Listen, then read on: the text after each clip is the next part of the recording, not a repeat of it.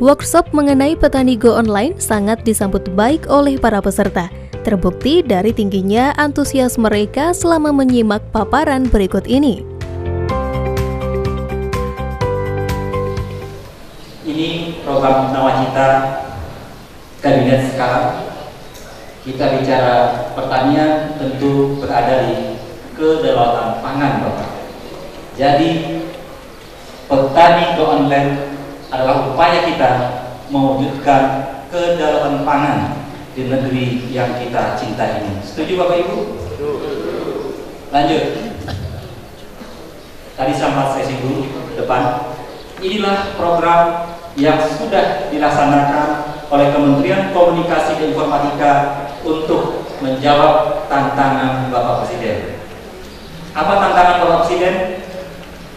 Beliau mengatakan ada 1.700 triliun uang yang beredar digital ekonomi nanti pada tahun 2020.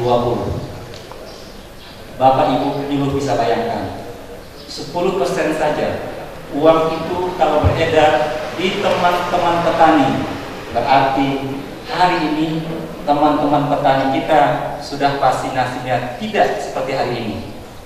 Saya berpesan, ini tugas berat teman-teman penyuluh, karena saya tahu sebagian besar petani kita tidak menginginkan anaknya menjadi petani. Betul apa tidak? Kenapa? Karena pengalaman hidupnya membuktikan dia tidak bisa mensekolahkan anaknya dengan baik, dia tidak bisa menyediakan perumahan dengan baik. Padahal tidak ada orang tua di dunia ini yang tidak menginginkan generasi berikutnya lebih baik dari generasi hari ini. Tolong sampaikan ke teman-teman petani, hari ini telah tiba saatnya petani Indonesia tidak lagi seperti sebelumnya.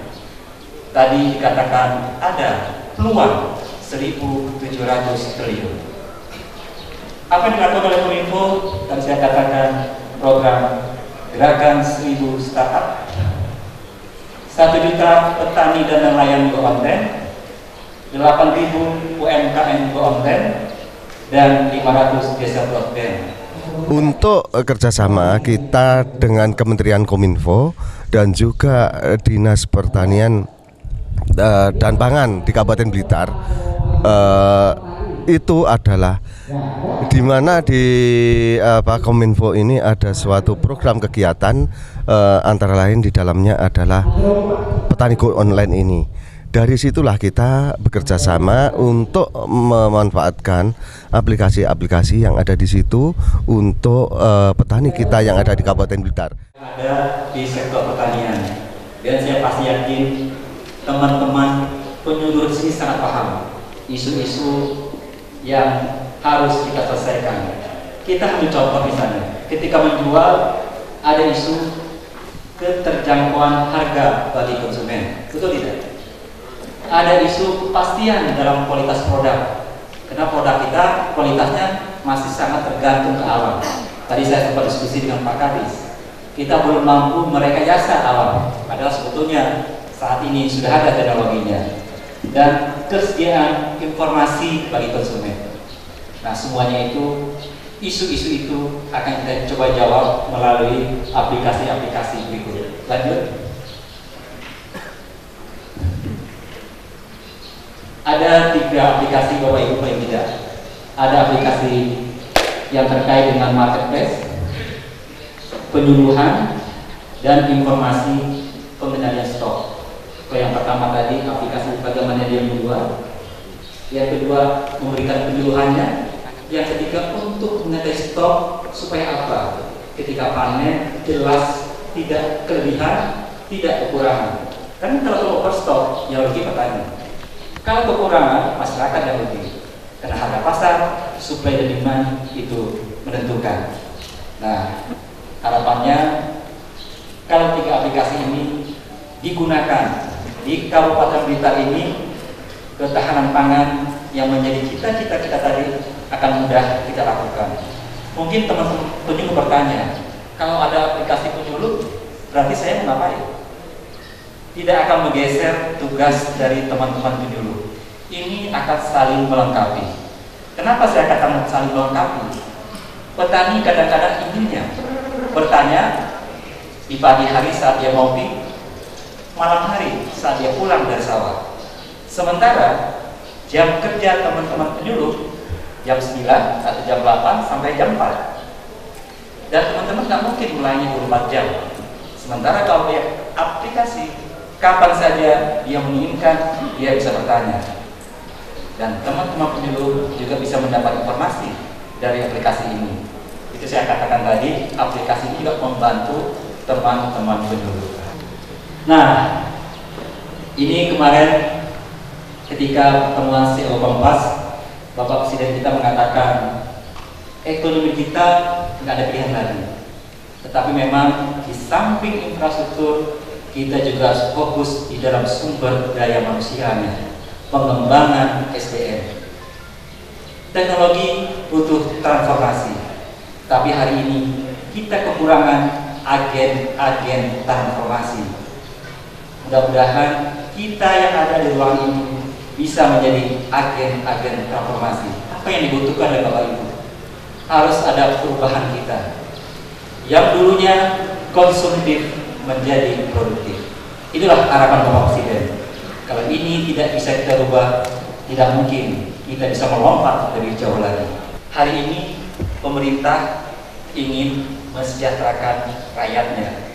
Kita bicara di ruang ini, pemerintah ingin mensejahterakan petani.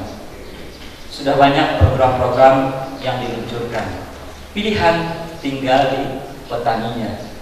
Mau atau tidak dia mau merubah. Tapi yang pasti Allah mengatakan Allah tidak akan merubah nasib satu kaum kalau kaum itu tidak mau merubahnya. Kita bersyukur pemimpin kita punya niat untuk merubah. Sekarang terpulang ke kita di jajaran bawahnya. Tentu kami berharap kita ada di ruang ini mau melakukan perubahan itu.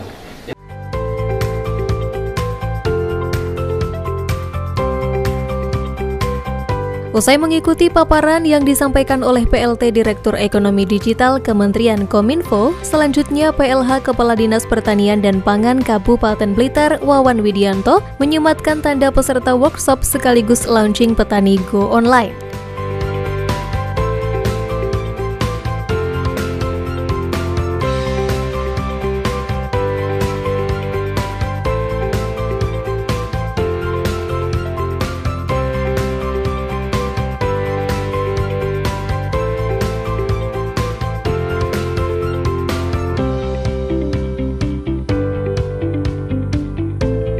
Petani Go Online, Petani Go Online, Petani Go Online. Petani Go Online tujuannya adalah bagaimana kita memperkenalkan teknologi kepada petani. Ujungnya adalah meningkatkan kesejahteraan. Kenapa kesejahteraan bisa ditingkatkan? Karena teknologi ini akan memotong jalur distribusi. Kalau selama ini jarak antara petani sampai ke konsumen begitu jauh, ada mata rantai yang terlalu panjang. Nah, dengan teknologi mata rantai itu kita potong sehingga petani bisa langsung dengan konsumen. Diharapkan harga akan turun, tetapi pendapatan petani akan semakin naik karena banyak yang kita potong rantai tengah tadi. Contohnya mudahnya, kalau sayuran 1 kilonya 2.000 dijual petani ke Tengkulak menjual 6.000 ke konsumen, ada selisih 4.000. Kalau petani langsung bisa jual 4.000 ke konsumen, petani sudah untung 2.000. Konsumen sudah untung 2.000. Dan harganya tadi 6.000 menjadi 4.000. Itulah teknologi. Nah, kita berharap kalau ini dijalankan, maka kesejahteraan itu akan meningkat. Itu secara singkat.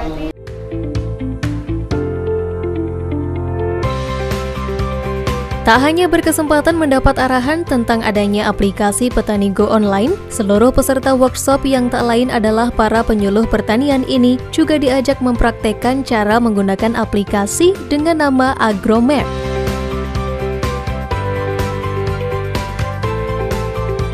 Dengan bantuan staf dari Kementerian Kominfo, peserta tampak serius menjalankan aplikasi tersebut.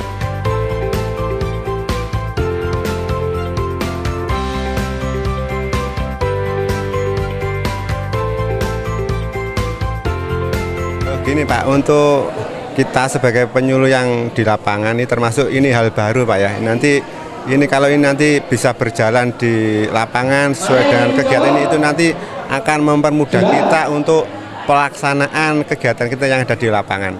Agromap. Fitur ini tadi yaitu Agromap Petani, yaitu kita dalam aplikasi itu ada tugas kita itu apa, termasuk nanti itu setelah masuk ke aplikasi kita mendata 8 poin di situ, mulai dari data pribadi petani sampai lahan sampai nanti produktivitasnya.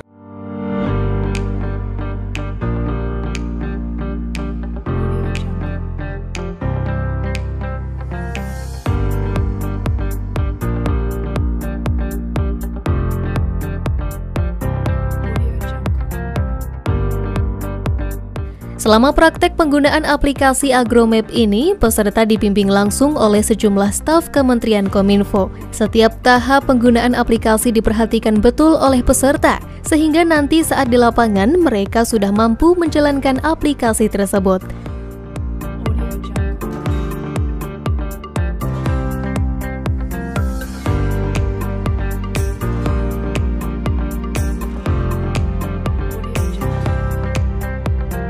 Terus kemudian ini adalah salah satu kegiatan atau upaya untuk mempermudah kerja kita.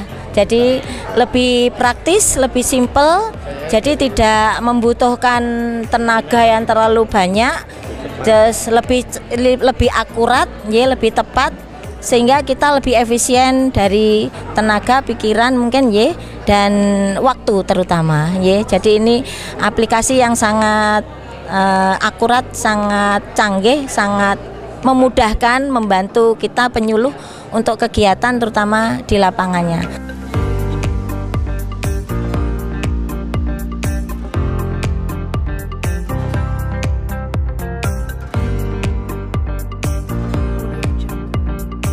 Masyarakat baik penyuluh pertanian maupun para petani dapat mengakses aplikasi yang sudah disediakan dari Play Store dengan nama Agromap Petani.